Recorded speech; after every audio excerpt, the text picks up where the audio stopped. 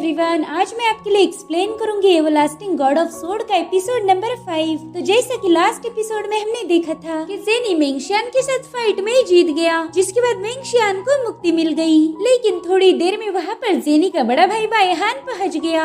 उसने जेनी पर युनलान को खत्म करने का इल्जाम लगाया था। हालांकि जेनी उसे समझाने की पूरी कोशिश करता है, मगर बायहान उसकी एक नहीं सुनता और फिर वो उस मिस्टीरियस बंदे के साथ मिल गया। इधर जेनी को भी शक था कि उसका भाई कुछ न कुछ गलत जरूर करेगा, इसीलिए वो डिसाइड करता है कि वो यान को जल्द से जल्द पावरफुल बना देगा ताकि वो अपने मिशन को पूरा कर पाए। अब आगे तो हम देखते कि बायहान फिलहाल उसी मिस्टीरियस बंदे के साथ था। वो कहता है तुम चाहते हो कि मैं तुम्हारे लिए मार्शल आर्टिस्ट लेके आऊं ताकि तुम उन्हें सैक्रिफाइस करके अपनी स्किल को बढ़ा पाओ। जिस पर वो बंदा कहता है हाँ बिल्कुल, और तुम्हें कोई ऐसे वैसे बंदे नहीं लाने बल्कि ऐसे डिसाइपल लेके आओ जिनमें खास टैलेंट हो, उनके पास यूनिक स्किल होनी चाहिए। तो बायहान कह रहा था कि तुम तो बहुत पावरफुल हो, तो फिर तुम्हें उन लोगों को क्यों नहीं मारते, इसमें तुम्हें मेरी मदद क्यों चाहिए। जिस पर वो बंदा कह रहा था कि जेनी ने ऑलरेडी टी हाउस में इन्वेस्टिगेशन शुरू कर दिया है और मैं जेनी से तब तक रूबरू नहीं होना चाहता जब तक मैं मार्शल की 10वीं लेवल पर ना पहुंच जाऊं। अब बायहान तो ये काम करने के लिए कतरा रहा था, तो पर्सन उससे कहता है कि बदला लेना आसान काम नहीं होता, हमें उसके लिए भारी कीमत चुकानी पड़ती है। जिस पर बायहान कहता है कि इसका सीधा मतलब ये है कि तुम भी जेनी जितने पावरफुल नहीं हो, तुम उसे हरा नहीं सकते। तो पर्सन कहता है कि जेनी बहुत कम उम्र में हेवनली रैंकिंग पर पहुंच गया था, वो एक जीनियस है। मगर एक बात सबसे इम्पोर्टेंट है कि शिन फैमिली के पास जो वानजेंग सोर्ड सूत्रा है वो हमारे इस जियो वर्ल्ड से बिलोंग नहीं करता, बल्कि वो तो बाहर की दुनिया से आया है। वहाँ ऊपर एक और दुनिया है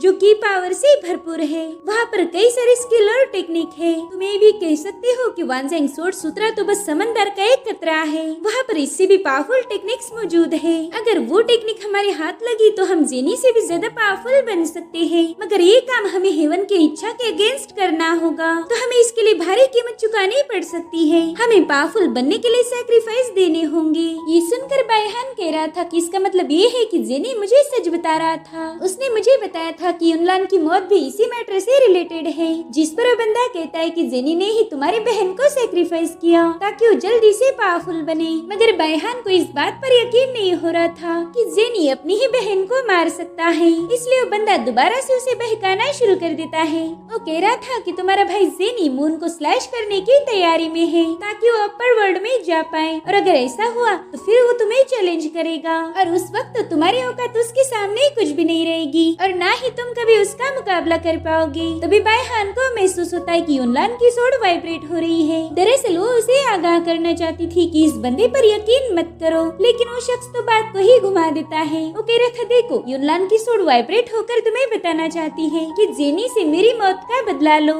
इसलिए बायहान भी उसकी मदद करने के लिए रेडी हो गया। तो बंदा बायहान से कह रहा था कि तुम मुझे 10वीं लेवल तक पहुंचने में मदद करो और फिर मैं जेनी से पहले ही मून को स्लैश कर दूंगा, उसके बाद ही मैं तुम्हें अपने साथ अपर वर्ल्ड में ले जा सकता हूँ। वहाँ जाने के बाद तुम प्रोफाउंड स्किल को सीख सकते हो, फिर तो तुम्हें उस जेनी से डरने की कोई जरूरत नहीं, तुम उससे भी पावरफुल बन जाओगे। तो बायहान भी उसकी बातों में आ जाता है। वो कह रहा था ठीक है, मैं आपके लिए एक पावरफुल कल्टीवेटर लेके आऊंगा ताकि आप अपनी स्किल को इम्प्रूव कर पाओ। वो पर्सन कह रहा था कि फिलहाल शिन फैमिली के सभी लोग डरे हुए हैं क्योंकि मैंने ऑलरेडी कुछ लोगों को खत्म किया था, उनमें से तो कई सारे लोग सोड बैनर को छोड़ के जा रहे हैं, इसलिए तुम्हें कोई ना कोई जुगाड़ करना होगा। तो कहते हैं आप फिक्र नहीं करो, मेरे पास एक प्लान है। जिसके बाद बायहान घर पहुंच जाता है। वो देखता है कि उसके फादर जेनी के साथ है। अब जेनी बायहान को वहाँ देखकर थोड़ा सा चौंक गया था, जिसके बाद वो वहाँ से चला जाता है। अब बायहान के फादर कह रहे थे कि हमारे टी हाउस में मर्डर हो गई, तो हमें उसका इन्वेस्टिगेशन करना होगा,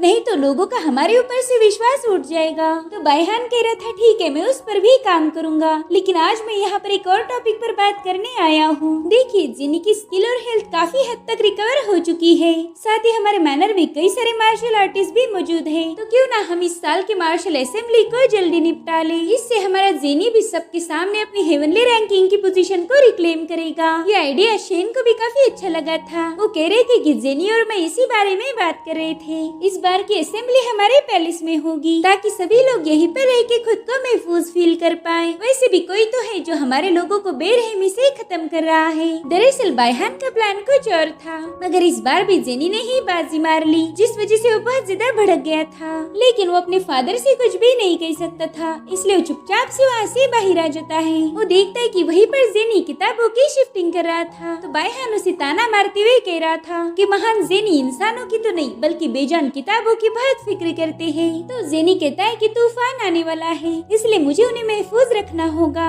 जिस पर बायहान कह रहा था कि तुमने तो ऑलरेडी सोर्ड सूत्र हासिल कर लिया है, फिर तुम्हें इन बेकार किताबों की क्या जरूरत। जिस पर जेनी बता रहा था कि मैं चाहे कितना भी पावरफुल क्यों ना बनूं, मेरे लिए मेरी किताबें, मेरे लोग इम्पोर्टेंट है, और ये सभी बातें मैं तलवारबाजी से ही सीखा हूँ, जो कि तुम आज तक नहीं सीख पाए। ये सुनकर बायहान बहुत ज्यादा भड़क गया था। वो कह रहा था कि मैं तुम्हें तबाह कर दूंगा, चाहे तुम खुद को बचाने की कितनी भी कोशिश क्यों न कर लो। जेनी को पता था कि उसके भाई के दिमाग में बस निगेटिविटी भरी हुई है, इसलिए वो कह रहा था कि तुम उन लोगों पर भरोसा मत करो जो भरोसे के लायक नहीं। अब अगले दिन हम यान को देखते हैं, जो बड़ी ही शिद्दत से प्रैक्टिस कर रही थी। उसने तो एक ही स्लैश में पेड़ को भी काट दिया। तभी वहाँ पर रेनकोट मैन आ जाता है। वो कह रहा था कि तुम इतनी जल्दी प्रैक्टिस करने कैसे पहुँच गई? मुझे तो तुमसे हार्ड वर्क की बिल्कुल भी उम्मीद नहीं थी। मगर जवाब के तौर पर यान ने उस पे हमला कर दिया। हालांकि रेनकोट मैन उसकी सोड पकड़ लेता है। वो कह रहा था कि तुम्हारे दिमाग में बहुत कुछ चल रहा है और इससे तुम्हारी तलवारबाजी पर बुरा असर पड़ेगा। ये सुनकर यान शांत हो जाती है। वो कहती कि आज मुझे तुम्हारा एक भी लफ्ज नहीं सुनना, मेरा मूड खराब है। तो रेनकोट मैन उसे मस्का मारते हुए पूछ रहा था कि अरे बताओ तो तुम्हें हुआ क्या है? मगर यान उसे कुछ भी बताने के लिए तैयार नहीं थी। वो कह रही थी चलो हम प्रैक्टिस करेंगे। जिसके बाद इन दोनों में खतरनाक तलवारबाजी शुरू हो गई। यान अब बहुत तेज हो गई थी। वो तो रेनकोट मैन की स्पीड से भी कम्पीट करती है, मगर वो सैड थी। वो कहती मास्टर सिर्फ मुझे एज अ स्वॉर्ड देखते हैं, वो मुझे अपने डिसाइपल नहीं मानते। जिसके बाद उसने गुस्से में आकर अपनी तलवार फेंक दी। रेनकोट मैन उसे बताता है कि जब हम टूम में थे तब तुम बेहोश हो गई, इसलिए तुम्हें कई सारी बातों का पता ही नहीं, क्योंकि तुम होश में ही नहीं थी। दरअसल जेनी ने तो मुझे सरप्राइज कर दिया। तो यान उससे कहती कि मुझे क्लियरली बताओ वहाँ पर हुआ क्या था। मगर रेनकोट मैन का कहना था कि उसने ये बात जेनी के मुंह से ही सुननी चाहिए, इससे उसके दिल पर जिस बात का जोर पड़ रहा है वो हल्का हो जाएगा। इसीलिए ये लोग जेनी के घर पहुँच गए। जेनी कहीं से वापिस आ गए थे, तो यान उसे देखकर तुरंत ही दूर भाग जाती है। इधर जेनी रेनकोट मैन से पूछ रहा था कि टाइम तो तुम्हारे प्रैक्टिस का है, फिर तुम लोग यहाँ पर क्या कर रहे हो? जिस पर रेनकोट मैन बताता है कि वो लड़की एक बात को लेकर परेशान है। उसे जानना है कि तुम उसे एक सोड मानते हो या फिर डिसाइपल। मेरे ख्याल से तुमने उसका डाउट क्लियर करना चाहिए, क्योंकि उसे टूम में क्या हुआ था वो कुछ भी पता नहीं। और तभी यान वहाँ आकर कह रही थी कि रेनकोट मैन तुम साइड में हट जाओ, मैं खुद ही इनसे बात करती हूँ। तो तुरंत ही वहाँ से गायब हो गया। अब जेनी उसे बताता है कि मैं कोई गॉड नहीं हूँ, मुझे बस अपर वर्ल्ड के गॉड ऑफ सोड ने चुना था। तो यान कहती शायद इसी वजह से आपको मेरे अंदर की सोड चाहिए, आपने मेरी सोड की वजह से ही मुझे अपना डिसाइपल बनाया। तो जेनी कहती हाँ वजह तो यही थी। जिस पर यान कह रही थी कि मुझे आपकी सोड बनने में कोई पछतावा नहीं है, बस मुझे आपसे एक बात का जवाब चाहिए। लेकिन फिर वो जेनी से कोई सवाल नहीं पूछती। वो कह रही थी कि शायद मैं जो चाहती थी वो मुझे कभी नहीं मिलेगा। दरअसल यान को जेनी बहुत पसंद थे, मगर अब ये बात उसे क्लियर हो गई कि जेनी को उसे ऐसा कोई लगाव नहीं था। इसीलिए वो कहती कि अगर मैं आपकी सोड बन के भी आपके काम आ पाऊँ यही मेरी खुशकिस्मती है, मैं आपके लिए कुछ भी कर सकती हूँ। इतना ही नहीं, मैं तो आपके लिए मेरी जान देने के लिए भी तैयार हूँ। तभी जेनी अपनी सोड को समन करके यान से कहती कि चलो अपनी तलवार बाहर निकालो। ये सुन के यान थोड़ा सा कंफ्यूज हो गई। तो जेनी उससे कहते कि तुम जानना चाहती थी ना कि मैंने तुम्हें अपना डिसाइपल क्यों बनाया, तो चलो अपनी सोड बाहर निकालो, जवाब तुम्हें खुद ब खुद मिल जाएगा। तब तक वहाँ पर सवेरा भी हो गया था। अब जेनी अपनी सोड की मदद से यान पर हमला कर देते हैं। तो यान ने तुरंत ही उसे अपनी सोड से रोक लिया और इसी मोमेंट पे यान को फर्स्ट टाइम अपनी सोड नजर आती है, जो कि उसकी बॉडी में छुपी हुई थी।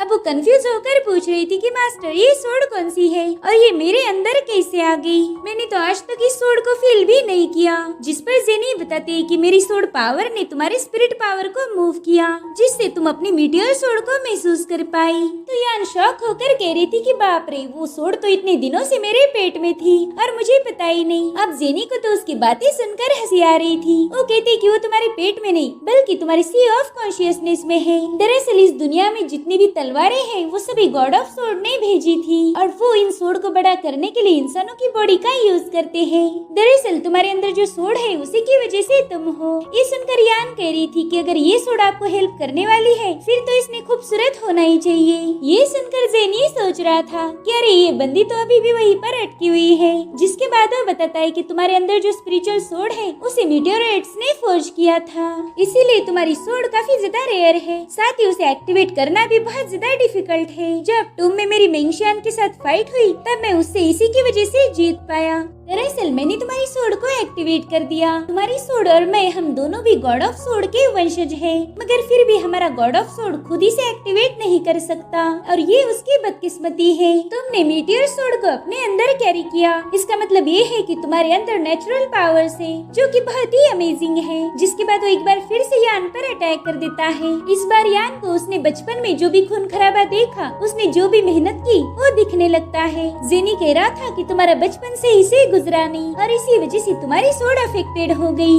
जब मैं तुमसे पहली बार मिला था तभी तुम्हारी मीटियोर सोड पर बहुत ज्यादा जंग लगी थी, इसलिए मैंने तुमसे कड़ी मेहनत करवाई और देखो तुम्हारी मेहनत की वजह से वो रस गायब होकर तुम्हारी सोड क्लियर और रिफोर्स्ड हो चुकी है। जिसके बाद यान को जेनी की भी यादें दिखने लगती है। वो कह रहा था कि मुझे मून को स्लैश करने का मिशन पूरा करना है ताकि हम अपर वर्ल्ड में जा पाए। अब वो यान की तारीफ करते हुए कहता है कि यान तुम बहुत ही जल्दी सीख लेती हो। देखो तुमने अपनी सोड कंसाइंस को भी ड्रॉ करना सीख लिया। मैं पिछले 10 सालों से इस सोड को ढूंढ रहा था जो मून को काटने की ताकत रखती हो और तुम्हारे होने की वजह से ही मैं ये मिशन होपफुली पूरा कर पाऊंगा। यान भी अब समझ गई थी कि चांद को स्लैश करने के लिए ही उसका जन्म हुआ था, तो भी जेनी का साथ देने के लिए तैयार हो जाती है। जिसके बाद यान ने कड़ी मेहनत करना शुरू कर दी। वो तो रुकने का नाम भी नहीं ले रही थी। तो रेनकोट मैन कंफ्यूज होकर जेनी से पूछता है कि आखिर तुमने इस बंदी को ऐसा क्या बोल दिया जिससे वो इतनी मेहनत करने के लिए तैयार हो गई। मुझे उसे देखकर ऐसा लग रहा है कि उसने अपनी पूरी जिंदगी तुम्हारे नाम कर दी है।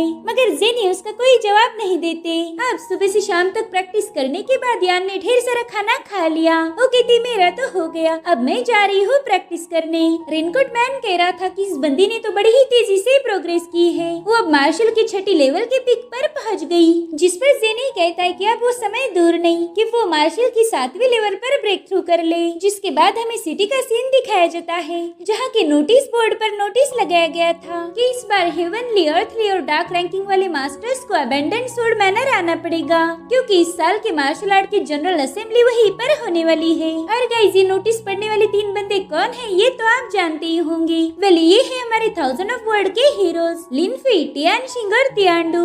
अब लिनफी इन रैंकिंग के बारे में पूछ रहा था क्योंकि हमें तो पता ही है कि वो हाल ही में रीइंकार्नेट हुआ था, इसलिए टियानशिंग उसे बताता है कि इस दुनिया में जो भी मार्शल आर्ट की प्रैक्टिस करते हैं उनकी स्ट्रेंथ के अकॉर्डिंग उन्हें रैंकिंग दी जाती है जो कि हेवनली, अर्थली और डार्क रैंकिंग। जो भी बंदे 5वीं लेवल के ऊपर है वो डार्क रैंक में आते हैं और जो लोग 7वीं लेवल के ऊपर है वो अर्थली रैंकिंग में एंटर करते हैं। मगर हेवनली रैंकिंग थोड़ी सी अलग है। इनफैक्ट लियांग सेक की ग्रैनी चिहुई बस मार्शल के 9वीं लेवल पर पहुंच पाई, उनके अलावा आज तक ये कारनामा कोई नहीं कर पाया। और अगर बात की जाए हमारे जैसे मॉर्टल्स की तो भाई उनके पास पहुंचने के लिए हमें और 7 जन्म लेने पड़ेंगे और इतनी कड़ी प्रैक्टिस तो हमसे होने से रही। जिस पर लिनफे कह रहा था कि मैंने सुना है कि थर्ड मास्टर शिन जेनी भी अब रिकवर्ड हो चुके हैं, शायद वो भी इस असेंबली में पार्टिसिपेट करेंगे। मेरे ख्याल से वो हेवनली रैंकिंग तक तो पहुंच ही सकते हैं। ये सुनकर टियानशिंग कह रहा था कि अरे भाई तुम्हारी सोच तो बहुत छोटी है, मैं तो तुमसे बेट लगा सकता हूँ कि third master jenny first ranking पर जरूर पहुँचेगा।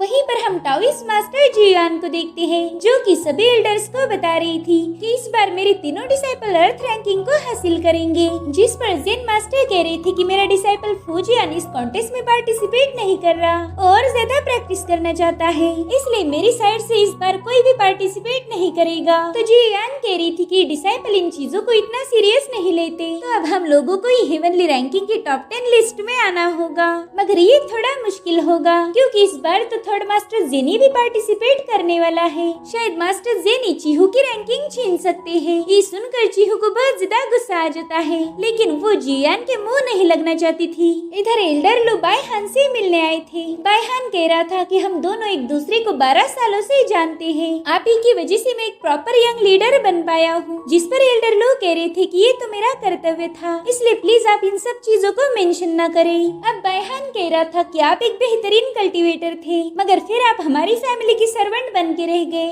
और मुझे इस बात का बहुत दुख है कि आप आपकी स्किल का यूज नहीं कर पाए। ये सब सुनकर एल्डर लो कह रहे थे कि आप ऐसी बातें क्यों कर रहे हो, क्या अब आपको मेरी जरूरत नहीं है? यंग मास्टर, मैं यहाँ जो भी चल रहा है वो सब जानता हूँ। आपके फादर आप पर भरोसा नहीं करते, और आपका छोटा भाई ताकत के मामले में आपसे काफी ज्यादा आगे चला गया। आपको वो रिस्पेक्ट नहीं मिलती जो मिलनी चाहिए थी, इसलिए यहाँ पर बस मैं ही हूँ जो आपकी मदद कर सकता हूँ। तो बायहान उसे बताता है कि मैंने एक डिसीजन लिया है, जिसमें अगर मैं कामयाब हो गया तो सब कुछ सॉर्ट हो जाएगा, और अगर मैं फेल हो गया तो हम सभी लोग तबाह हो जाएंगे। तो बोलो, क्या आप इस काम में मेरी मदद करोगे? जिसके लिए एल्डर लो तुरंत ही राजी हो गया था। तो बायहान उससे कह रहा था कि आपको बस यान को मेरे पास लेकर आना है, बाकी मैं सब संभाल लूंगा। जिस पर एल्डर लो कह रहा था कि एक बार फिर से सोचिए, क्योंकि यान तो जेनी की डिसाइपल है, अगर जेनी को पता चला तो मसला हो जाएगा।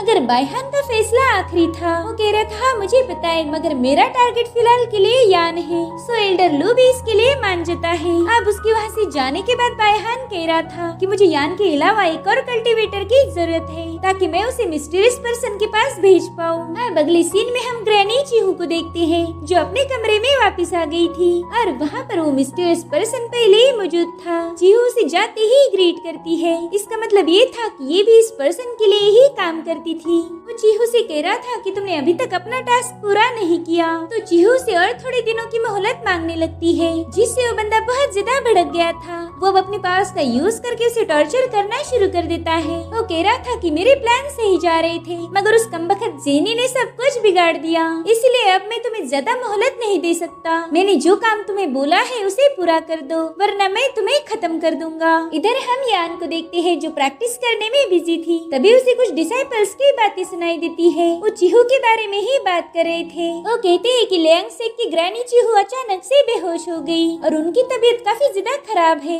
ये सुनकर यान को बहुत ज्यादा टेंशन आ गया था, क्योंकि चीहू उसकी फर्स्ट मास्टर थी, इसलिए वो प्रैक्टिस छोड़ के चीहू से मिलने पहुंच गई। मगर उसे चीहू के कमरे से कुछ आवाजें आ रही थी। दरअसल चीहू यान की बड़ी बहन शुयार को बता रही थी कि मेरे पास ज्यादा वक्त नहीं बचा, और मरने से पहले मुझे अपनी पोजीशन तुम दोनों बहनों में से किसी एक को देनी पड़ेगी। शुयार ये सब सुनकर बहुत ज्यादा रो रही थी। तो चीहू उसे कहती कि मुझे पता है तुम अपनी बहन से बहुत प्यार करती हो, मगर ये हमारी सेक्ट का रूल है। मैंने भी मेरी बहन को मारा था, और तुम्हें भी वही करना पड़ेगा। अब यान ये सब सुनकर मायूस हो के वापस प्रैक्टिस करने आ गई थी। उसे अपनी बहन की कई सारी बातें याद आ रही थी, कि कैसे उसकी सिस्टर हमेशा उसे कहती रहती थी कि तुम लियांग सेक की हेड बनने के लायक नहीं हो। इधर रेनकोट मैन कह रहा था कि ये बंदी अभी भी मार्शल के छठे लेवल पर है, इसने कोई प्रोग्रेस नहीं की। जिस पर जेनी बता रहा था कि लियांग सेक की लीडर चीहू अपनी आखिरी सांसें गिन रही है, और उसने अभी तक अपना वारिस नहीं चुना। वारिस सिलेक्ट करने के लिए यान और शेयर के दरमियान फाइट होगी।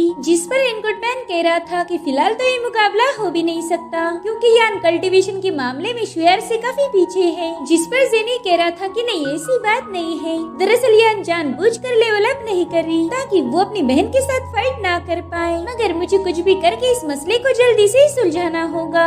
और इसी वजह से कंटेस्टेंट की लिस्ट में यान का नाम शामिल किया जाता है, जबकि वो इसके लिए एलिजिबल भी नहीं थी। ये देखकर डिसाइपल भी भड़क गए थे। तब एल्डर लो वहाँ आके बताते हैं कि यान जेनी की डिसाइपल है, और इसी वजह से हमने उसे एक्सेप्शन दिया। मगर ये एक्सेप्शन डिसाइपल को बिल्कुल भी पसंद नहीं आया। इधर यान भी सोच रही थी कि मैं इतने दिनों से कम प्रैक्टिस कर रही थी, ताकि मैं लेवल अप ना कर पाऊँ, मगर इन्होंने तो वैसे भी मेरा नाम लिस्ट में ऐड कर दिया। अब ना चाहते हुए भी मुझे शुयार के साथ फाइट करनी ही पड़ेगी। अब यान ट्रायल फॉरेस्ट की तरफ जा ही रही थी कि तभी जेनी वहाँ पर आ जाती है। उन्होंने यान के लिए खूबसूरत स्वॉर्ड लाई थी। जेनी जेनी उसे बता रहा था कि ये फेरी सन सोड है और मैंने इसे खास कर तुम्हारे लिए ही बनवाया था। तो यान तुरंत ही उसे एक्सेप्ट कर लेती है। जेनी उसे कह रहा था कि तुम्हें अपना बेस्ट देना है, कॉन्टेस्ट के बाद मैं यहीं पर तुम्हारा इंतजार करूंगा। और अब कॉन्टेस्ट स्टार्ट हो जाता है। सभी एल्डर्स हॉल में बैठ के डबल मिरर के जरिए कॉन्टेस्ट देख रहे थे। शेन कहते हैं कि हमारी जेनी की डिसाइपल यान की ये पहली बैटल है और इसीलिए हमने यहाँ पर मिरर लगवाया ताकि हम उसके परफॉर्मेंस को देख पाए। तो जियान तुरंत ही कहने लगती कि जिसके लिए आपने मिरर लगवाया वो तो कहीं गायब है, शायद जेनी की डिसाइपल छुप गई होंगी। तो चिहू सबको बताती है कि यान की फाउंडेशन बहुत कमजोर है और मुझे नहीं लगता कि उसने थर्ड मास्टर जेनी के साथ भी ज्यादा प्रैक्टिस की होगी। पता नहीं उसे इस बैटल में क्यों भेजा गया, वो तो इसके लिए तैयार ही नहीं थी। जिस पर जेनी कह रहा था कि कुछ चीजें ऐसी होती है जिन्हें हम होने से नहीं टाल सकते। इधर बायहन एल्डर लू के पास आ गया था। लू बताते हैं कि लियो, जेनी और वेंजी ये तीनों डिसाइपल यान पर काफी भड़के हुए हैं और वो भी इसीलिए क्योंकि जेनी ने यान को डिसाइपल बनाया था। तो अब वो इस कॉन्टेस्ट में यान से बदला लेने की कोशिश करेंगे। मेरे ख्याल से यान बुरी तरह से घायल हो सकती है। जिस पर बायहन कह रहा था कि अगर ये तीनों भी उसे मारने में फेल हो गए तो कोई बात नहीं, क्योंकि उसकी बहन शुआर ने भी इसी कॉन्टेस्ट में पार्टिसिपेट किया है और मैं ये दावे के साथ कह सकता हूँ कि शुआर यान को उस फॉरेस्ट से जिंदा वापस नहीं आने देगी, क्योंकि शुआर को लियांग सेक के हेड की पोजीशन चाहिए। और इसी के साथ एपिसोड यहीं पर एंड हो जाता है। Thank you so much for watching. Bye bye, take care.